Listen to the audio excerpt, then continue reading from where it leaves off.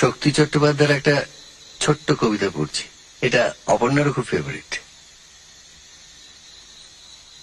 মানুষ বড় কাঁদছে, তুমি মানুষ হয়ে পাশে দাঁড়াও। মানুষই ফাঁদ পাচ্ছে, তুমি পাখির মতো পাশে দাঁড়াও। মানুষ বড় একলা, বড় একলা, তুমি তাহার পাশে এসে দাঁড়াও। তোমাকে সেই সকাল থেকে তোমার মতো মনে পড়ছে, সন্ধে হলে মনে পড়ছে, রাতের বেলা মনে পড়ছে।